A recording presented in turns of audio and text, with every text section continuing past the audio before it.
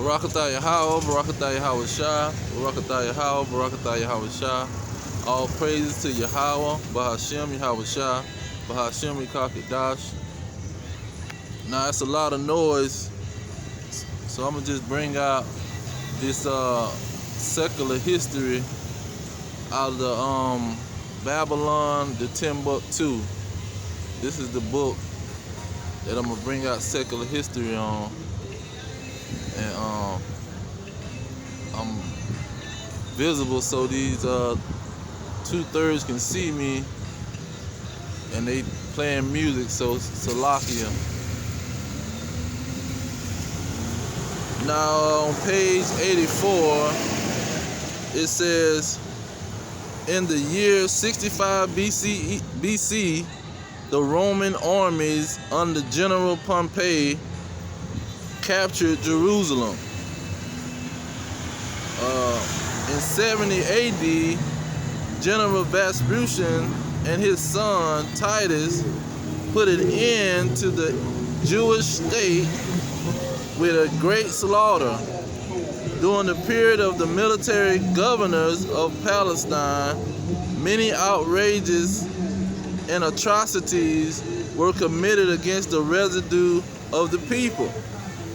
During the period from Pompey to Julius, it has been estimated that over 1 million Jews fled into Africa, fleeing from Roman persecution and slavery. The slave markets were full of black Jew slaves, black Israelites. So in secular history, it's documented that the Jews fled into Africa, black Jews. Now let me go to page 90. Let's get some more on this. On page 90 of Babylon the Timbuktu, it says the black Jews had an advantage over the African tribes. They carried their culture, history, laws, and written records with them. This assured them a constant precedent for the development of a higher social organization. Because of the stability of the black Jewish culture, the Jews were not absorbed into the autonomous population. In fact, the Jews absorbed some of the native tribes. The Jews made use of every opportunity. They were an industrious and skillful people. All right, I'm gonna stop there. But you see how in secular history it tells you that the Jews fled into Africa. That the Jews,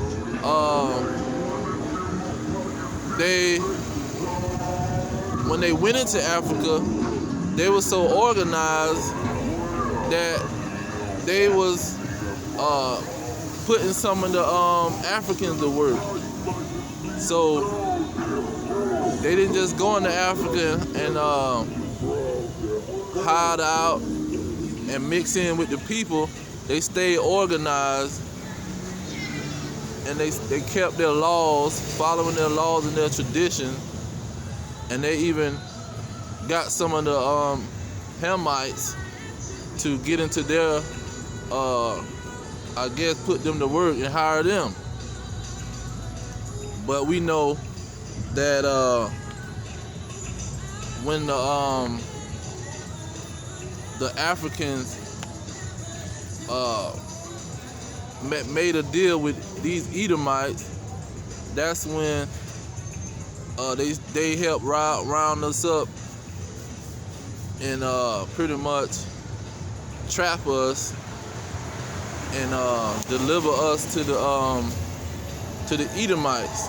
Amos chapter 1, I think chapter 1 and verse 9 bring that out.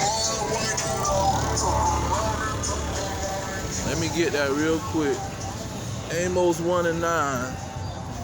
Not only Amos 1 and 9, but Luke 21 and 24. But let me get that Amos first.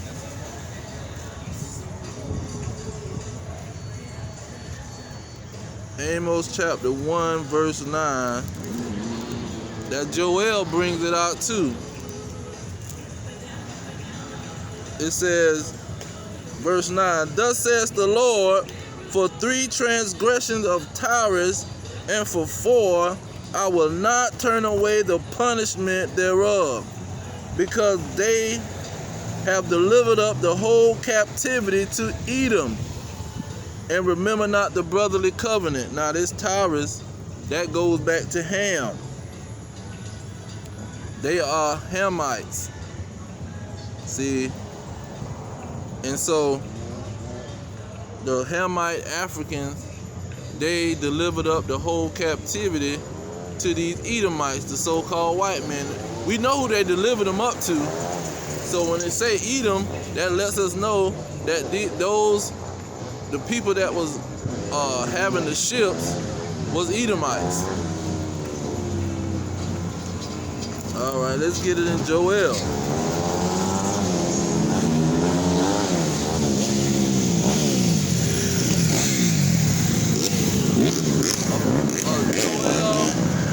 Joel chapter 3. In Joel chapter 3, where it talks about this Tyrus again. And 3 verse 1 tells you that this is about the captivity. So it's the same situation. Joel ended his book or his writings where Amos started off.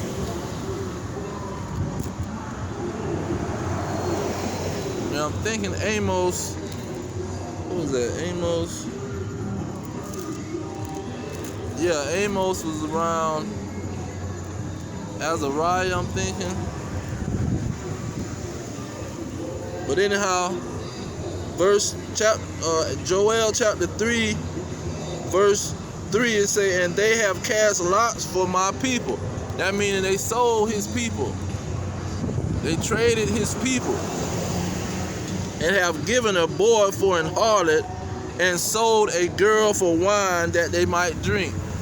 So when they gave them to the Edomites, they took them down there to the islands to sell them for wine, because they was making wine down there in the island. They was making sugar and molasses, and they came up with a concoction of rum. So rum was big money, and it was popular amongst the Edomites in Europe, in America. George Washington, he was making money off of this stuff, and he was giving out rum in his campaign. During his campaign, he was giving out rum to get people to vote for him. So rum was very popular and very lucrative. It was a lucrative business that they had started. So the whole slave trade was about selling rum and sugar. That's what the main thing was about. And they were taking them down there to Barbados, St. Thomas, Trinidad, Jamaica, Haiti, all those islands to get the rum sold. So verse 4, it say, yeah, and what have you to do with me, O Tyre and Zidon? Now, that Tyre is the same thing as Tyrus. They just spelt it different because it's a different prophet writing it. But it's the same tribe or nationality of the Hamites. Zidon also. Zidon was a Hamite. So you got, let's see here, and all the coast of Palestine. The original Palestinians, they was Hamites, I'm thinking. But this Palestine might indicate what you got, the Arabs, because the Arabs on the East Coast, they were selling the Israelites too, because they fled into Africa. You had Arabs in Africa, Ishmael, and you had Hamites in Africa. So he say in verse 4, Joel 3 and 4, yeah, and what have ye to do with me, O Tyre and Zidon, and all the coasts of Palestine? Will you render me a recompense? He said, will you give me a payback? Pretty much saying, you trying to pay me back? If you recompense me, say if you try to pay me back for choosing the Israelites, pretty much, swiftly and speedily will I return your recompense upon your own head. So he say, you gonna grab my people and sell them, trying to pay me back because I chose them. So now I'm gonna return your payback upon your own head. Okay. So you got these Hamites pretty much is documented in the Bible to be selling the Israelites. Secular history and in the Bible. That's what I gave you. Amos and Joel clearly documents that it was the Edomites. Now let's get this book, Bible Dictionary, Zunderville Bible Dictionary. It gives you pretty much,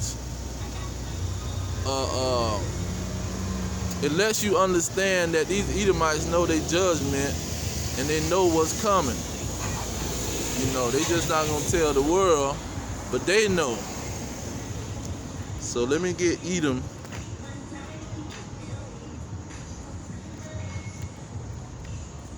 Let me get Edom real quick.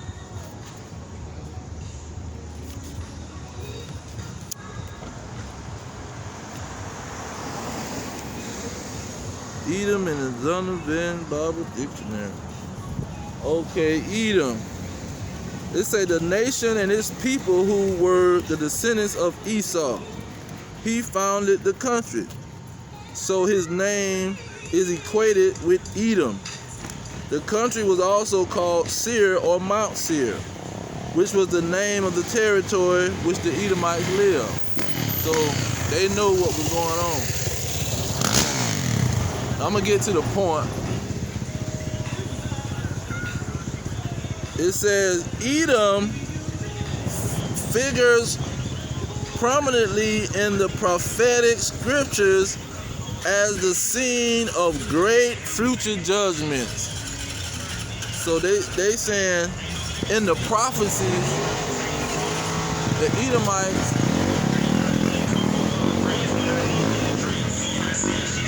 they saying in the prophecies, the Edomites have great judgments coming.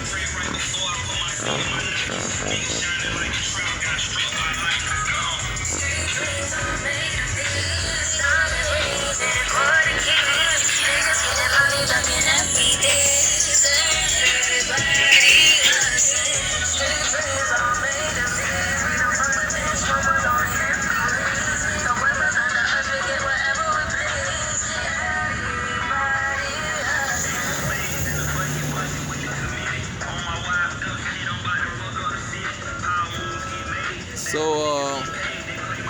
when these Edomites made the Israelites fled into Africa or flee into Africa, that's in Luke 21. Let me get that because it backs up the secular history. That's in Babylon the Timbuktu. The Bible and secular history match each other. Okay. Luke 21:24.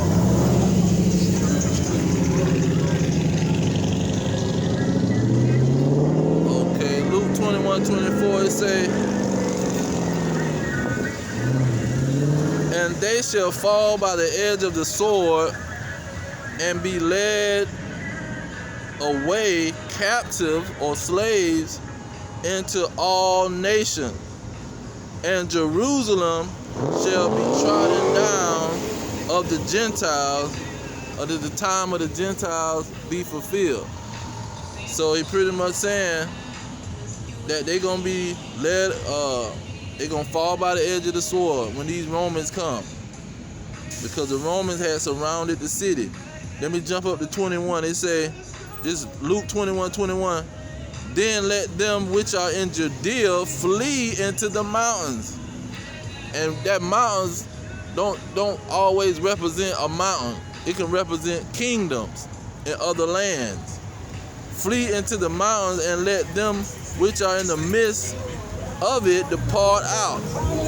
And let not them that are in the countries enter into.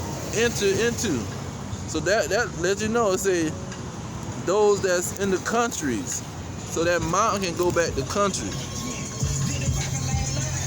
Because he said, flee into the mountain, and then he said those that's in the countries don't come back in. So they matching each other. The mountains represented countries. So the Israelites, he told them to flee. And that's documented when the Romans came and surrounded the city, and they fled. All right, now when you got Zechariah talk about the slavery that happened to the Israelites. He started his writings off, or his prophecies off.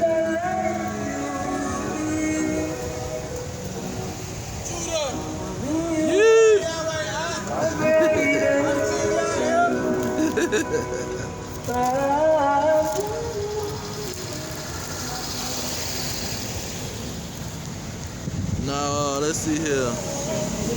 Zechariah, one of our forefathers, he started his book off in so-called chapter 1. A lot of people get confused with these chapters and verses. They didn't have chapters and verses in the writing. There were no chapters and verses. But in the beginning of his writings, this is what was going on in verse 1, or in the beginning. He say, in the 8th month, what's that? October. We in the month of October right now. In the 2nd year of Darius. Now that Darius, that goes back to the Persian emperor. Came the word of the Lord unto Zechariah. So in October, that's when the word came to Zechariah about the scattering. Salakia.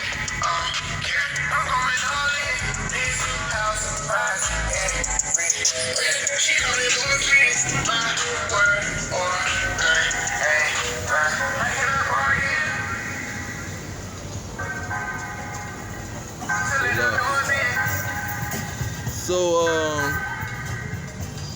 let's see, Zechariah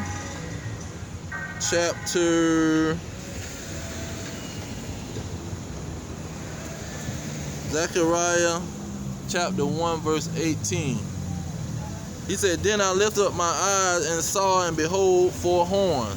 Now those 4 horns go back to 4 languages, because it goes back to kingdoms, but how you recognize the kingdom is what language they speak. Now we know in the slave trade, it was 4 languages, basically, because Spanish can go back to that Portuguese and Spanish. Spain and Portuguese is right beside each other, so the languages is pretty much the same.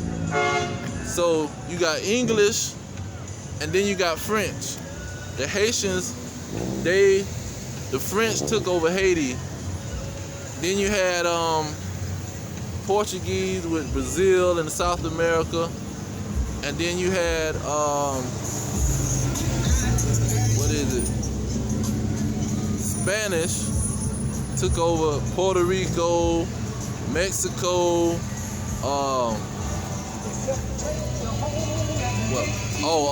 Cuba.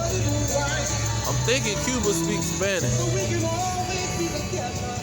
So that's 4 languages, basically. And so those are those 4 horns. So they was all Edomites. It was all the so-called white man.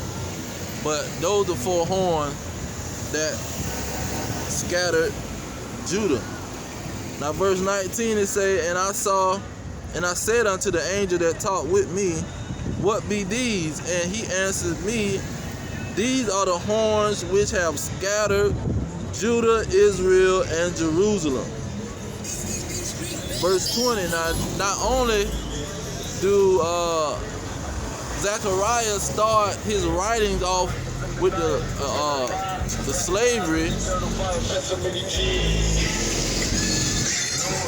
because they was being scattered throughout the history of the Israelites.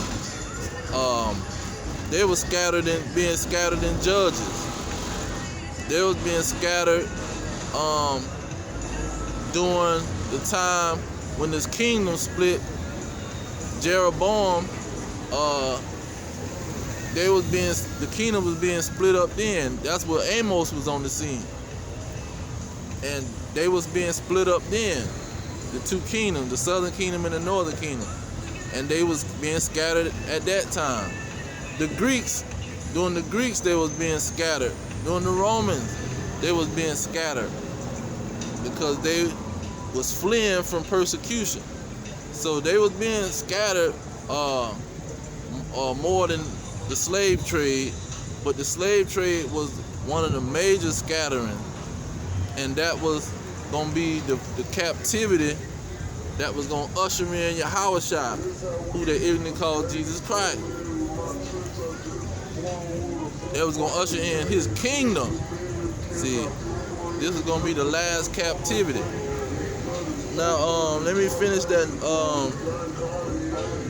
Verse 20 say, and the Lord showed me 4 carpenters. So now you got an adversary to these 4 horns. These 4 horns just ain't gonna get away with the operation. Salaki now, they got some folks coming to stunt.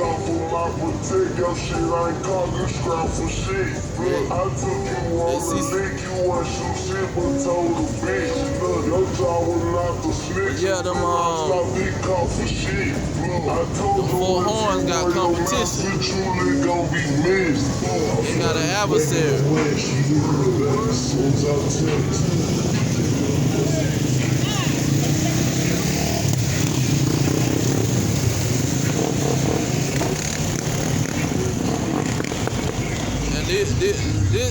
The 4 horns and the 4 carpenters that debunk this Christianity philosophy that they push.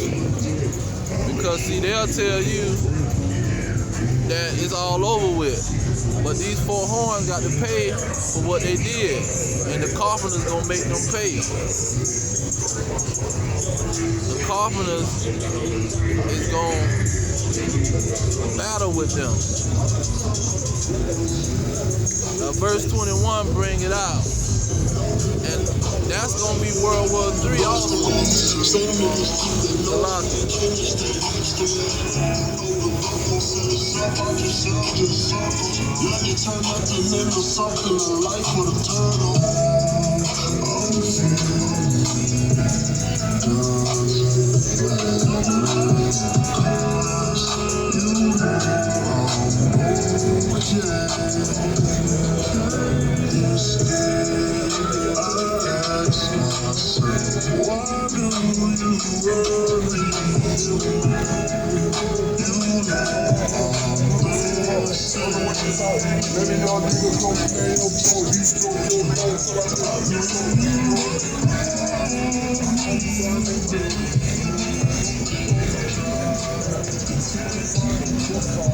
close out in a little bit. Negroes starting to pile up. They want that mirth. They want that mirth. They trying to get that mirth back, but it ain't coming back. It ain't coming back. But yeah, verse 21. Verse 21, Brent, bringing that World War III in the picture. Y'all I'ma close out. I can see the folks piling up. They got their weed and their liquor. They ready to go in. So I'ma close out, man. I might post up somewhere else and get it in some more. But all praises to Yahweh, Ba'ashem Yahweh Shai, Ba'ashem Kakadash. Double honor to the elders pushing the truth. Peace of the elect worldwide. Our kingdom is at hand. Shalom.